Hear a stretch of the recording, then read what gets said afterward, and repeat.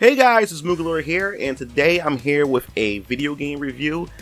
Much more specific, a very special game review, and I want to be transparent with you guys because just last week, Capcom had hit me up, sent me an email, and said, hey, we would love for you to reveal one of our games. And that game is the Capcom Fighting Collection. And I was caught off guard. I was not expecting for Capcom to actually approach me and give me a game review copy to present to my audience. So I really appreciate that, and hopefully we'll probably get some more of this in the future. And you guys know me, I'm gonna give you my honest opinion regardless of what developers give me promotional goods or give me review copies. So we're going to dive right into it because I really want to express my thoughts and how I feel about this collection now that the embargo has been lifted and I'm able to talk about it. So let us get right into it. Now, you know, on this channel we talked about the Capcom Fighting Collection and what this means and how this is important moving forward when it comes to the Capcom IPs, when it comes to fighting games that we haven't seen in a very long time. And I said to you guys, hey, if Capcom produces a really good product within this collection, definitely go out and support it and show Capcom that you guys want to see these franchises be revived in some shape or form in the near future. And I'm just going to give you just a quick thought of how I feel about it. I personally love the collection from what I've played so far over the past week with it, and I want to go through each of the titles or just go over some of the features to explain, you know, this overall package. Starting with the presentation, Capcom and hip hop for some reason just go hand in hand. It just work. We see that in Street Fighter Third Strike. We see that now with the recent reveal of Street Fighter 6, and it seems like this collection, they are also pushing that theme when it comes to the overall presentation with the Fighting Collection. I really love the Fighting Collection original music. The moment you boot up the collection, I love the music. It has a very 90-ish hip-hop feel and vibe to it, and I definitely love that. And the funny thing about it is too, as well, they decided to add the movie trailer voice guy from Honest Trailers. He actually does all the announcement features for each of the titles and the option menus in this package, and I think it actually adds an overall flair and touch to it, and I really like that. Now, as far as the menus are concerned, as far as the options and what you're able to do, it's very simple. You have your online, your offline mode, of course, museum, fighter awards, and your options. Now, we're going to go to the museum for just a second. It's because when it comes to the museum, this is something that Capcom, I guess you'd say, really feel proud of, or this is something that Capcom really want the OG classic Capcom fans who love these fighting games to really enjoy. So Capcom left specific instructions for me to not really show off the museum or show what's really in the museum itself. So I can pretty much just tell you what they do have and just give you my overall thoughts about the museum. One thing I can say about the museum is that if you've been playing Capcom games since the early 90s up until now, this is something that you will really, I guess you would say, respect, and you will get that nostalgia bomb, because when you go through the museum, each classic title that's in this collection has its own museum. So you will find a lot of concept art that was proposed for these titles, and you will also see some of the promotional advertisements that they had for these titles back in the 90s. And when I look at these titles, all those different titles, when I see these advertisements and I see all these art drawings that was in video game magazines, it just hit me with so much nostalgia, and it just always takes me back to what I was doing back in the 90s, growing up, you know, in school with my friends and going through game magazines, looking at these advertisements and going to the arcade with my father and my uncles and seeing these games and seeing these advertisements and these posters and these artworks being plastered all over the arcades, and it just takes me back to that time. So for those of you guys who enjoy stuff like that and have been around during that era, the museum is a perfect place for you to go check out and just relive some of those aspects of your life just by simply looking at the artwork. And I say the artwork is beautiful. And I think artwork back then, especially during the 90s, was so much better than a lot of the artwork that you see today. It just had that charm to it for that era. And then, of course, you have the Fighter Awards. Now, the Fighter Awards essentially is more so like your achievements for this title. So for those of you guys who are completionists and those of you guys who like trophies and and Xbox achievements, and what Nintendo have with their achievement systems, you'll be able to unlock achievements for each of the titles found in this. So you'll definitely will check out the requirements, what you need to do, maybe land some combos, or at least just finish, just complete the title itself and everything. So there's something for you to enjoy. So it gives you that replayability, especially if you're just going in just to play by yourself. You'll want to go in and just be that fighter award hunter. You just want to hunt those achievements down. So those of you guys who are into that type of stuff with achievements, there's a lot to be found here as far as that's concerned. And plus the achievements have some nice little emblems and artwork applied to those achievements as well, which is also pretty awesome and pretty cool. So you'll definitely enjoy that. So now we'll talk about the options for a second, because the options, I guess I would say, is really important because it actually affects how you want to experience your play with the fighting collection. Now the options will give you the different type of filters that you can place over top of the game as you playing it. There's about like 6 to 7, but me personally, I just stuck with the scan line filter that's placed over top of the game itself, because it gives you that 90s old school classic arcade vibe and feel to it. And to me, I think that enhances and enriches the experience to me, and I just keep the filters on. I mean, come on, even in Eichmann, I do the same thing within Eichmann and put the filter on. It just makes the sprites look much better, and it just gives you that feel of what it was like when during the time these games were out, especially around in the 90s. And then of course you have your borders, because the games are in their traditional resolution for that era. So you have the side borders. You can choose up to, I believe, 6 to 7 different borders, or you can just go with an all black border if you don't want the borders on the sides, because you don't want it to maybe distract you or anything. So those are the options as far as that's concerned. Now we're going to talk about the game selection, because this is what the collection is about. It's about the games. Where are the games like? So there is essentially a total of 10 games, but there's 6 different video game titles, and the 6 titles are Darkstalkers, Red Earth, Street Fighter 2 Anniversary Edition, Gem Fighters, Mini Mix, Super Puzzle Fighter 2 Turbo, and of course Cyberbots. Now the reason why there's 10 is because Darkstalkers have about 4 different versions on itself.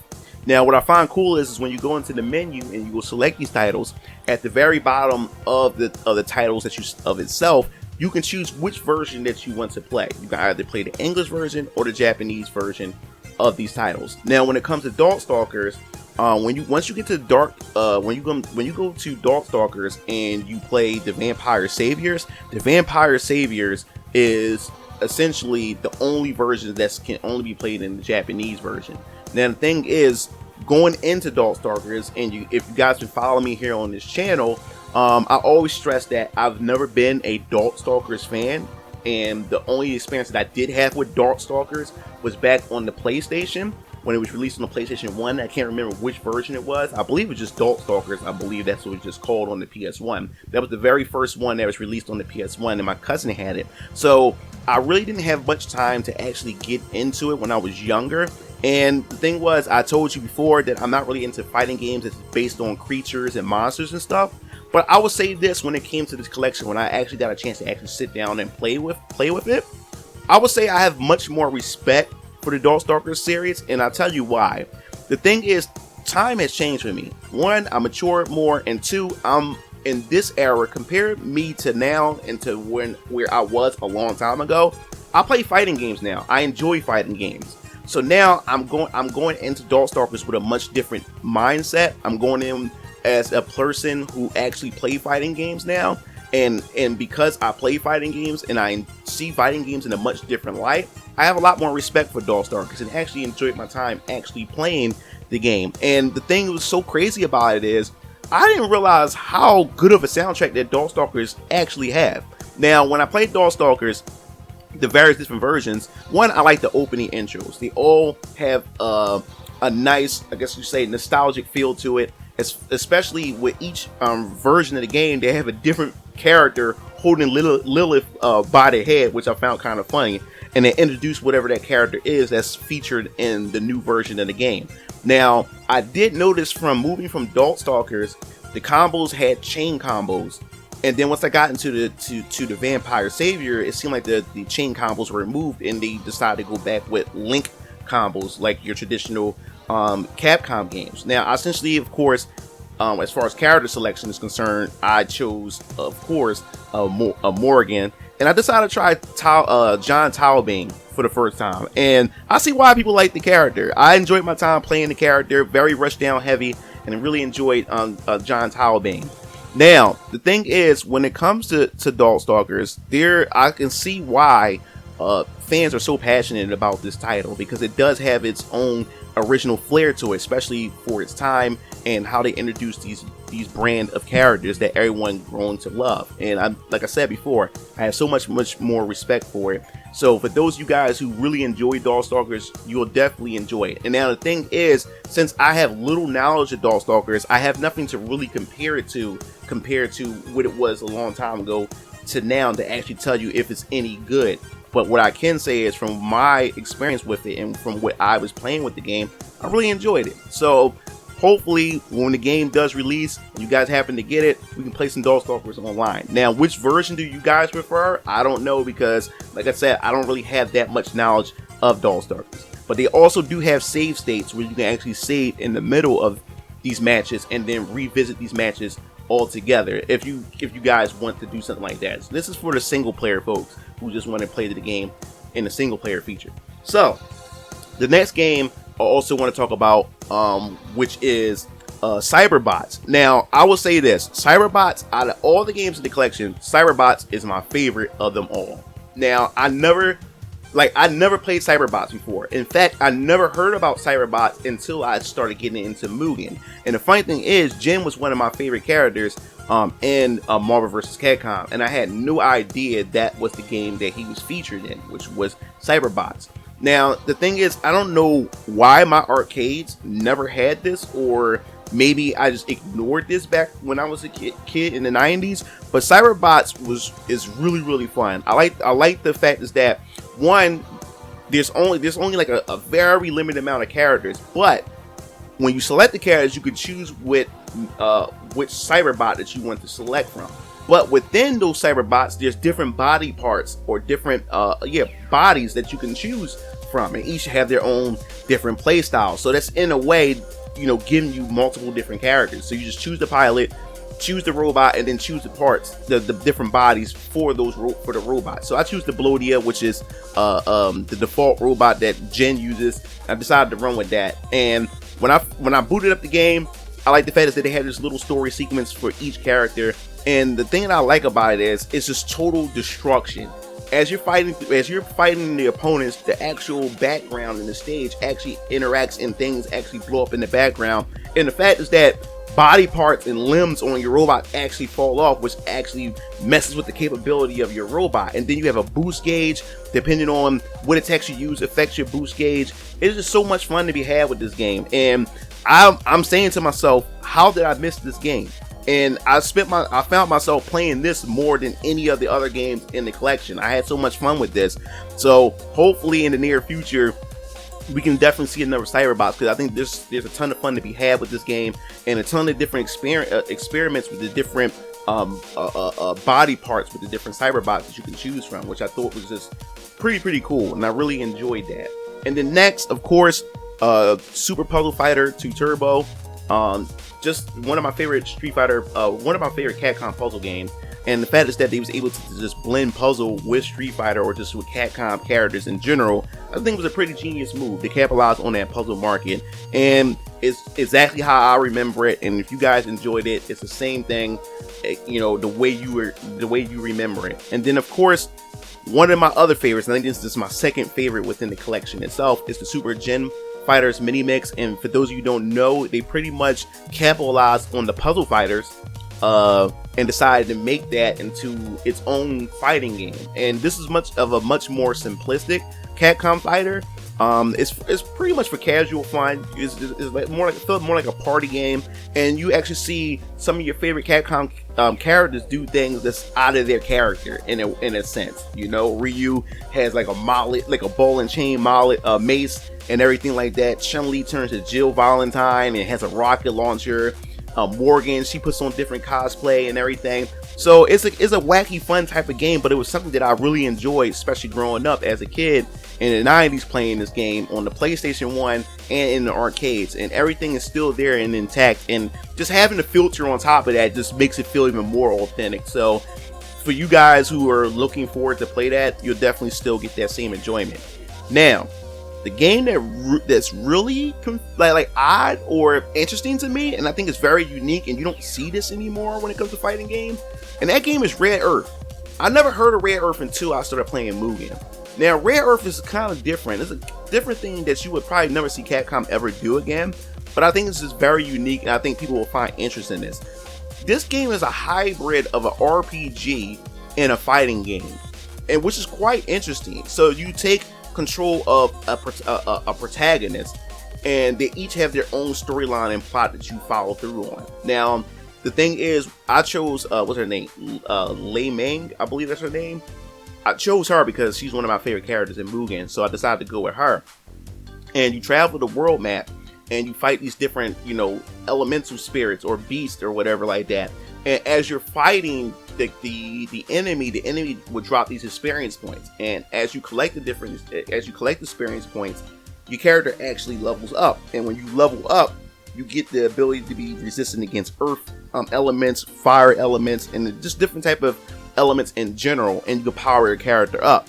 Now, another thing about it is you can actually save your specific version of the character by using the password system. By loading up the password, you can load up your current state and your current version of the character. And I just found this very unique because you don't see this at all in any fighting game, for that matter, such as Red Earth. This is very, very rare, and it's something that it looks like the Capcom was very passionate about and wanted to try something much more different than what they traditionally make. And I can see why this game is a niche. So those you guys who never played Red Earth and never heard of it, I suggest that you guys actually give it a try. There's a lot to be had here, and plus the music is just awesome. Love the music, and like I said, when it came to Capcom and the sprite work, the sprites in this game as well is just something to marvel at. I really enjoyed it. And then last but not least is the Street Fighter 2 Anniversary Edition. Now, we played Street Fighter tons of different times, numerous of times, Street Fighter 2, and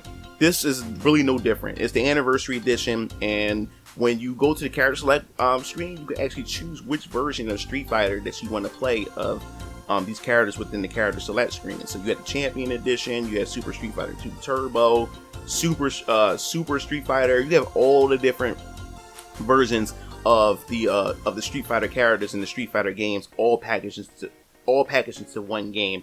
So if those of you guys who are old heads or just love the OG Street Fighter, there's a ton of fun to be had, and a lot of everything is there, So that's pretty much it for the selection of games.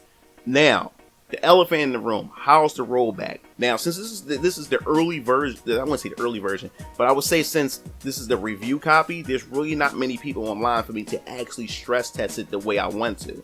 I was able to get into like a couple of matches during the time schedule that Capcom had pretty much essentially had given us to actually try to find a perfect time to actually link up with people. Now, from my personal experience, from what I tried with a little bit of time and the matches I was able to get, it worked completely fine to me. The rollback felt fine. I didn't experience any hiccups, any lag, or didn't experience much of the rollback that was going on at all. I actually had a smooth gameplay experience from the little bit of matches that I had, but that's just off the little bit of matches because the game's still not out yet.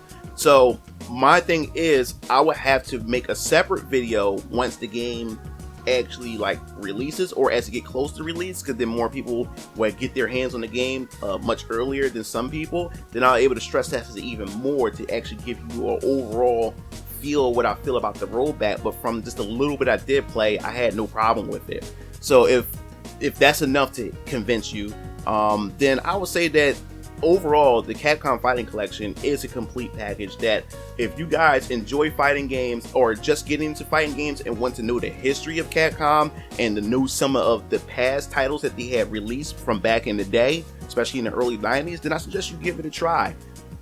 If you're an OG fan and you just want to get your hands on modern versions released on modern hardware, this is the best collection that you can possibly get from the Capcom Fighting Collection if you want to play Red Earth and the Super Street Fighter, the Super Fighter Mini Mix, and also Cyberbots. This is the only place you'll be able to get these games, you know, on, you know, in the mainstream market. So if you guys love this review, you know, that's pretty much it. I really enjoyed it, and I'm got my arcade stick right here because I'm currently playing it right now. I just feel though like let me get this review together so I can have it up for you guys once the embargo is lifted, so you can make your decision whether or not that you want to actually give this game a try. And as I said before in my previous videos, if the game is worth it and it's at a good value for you guys, and you know, and you want to see these games make a return sometime in the near future, then go out and support this game if you deem the quality of the product is good,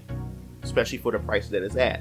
So definitely give it a try if this is something that you're looking forward to or looking into. Definitely, I'm enjoying it and still playing it right now, and I can't wait for once the game actually launches, I'm able to play online, because I will be live streaming it too, so I'll be able to play online with you guys as well. So that wraps this video up. If you like the video, hit the like button, hit the subscribe button, and also hit that bell to be notified for more Capcom news and just video games in general. This is Mugen Lord, signing off. I'll see you game fiends later. Peace out.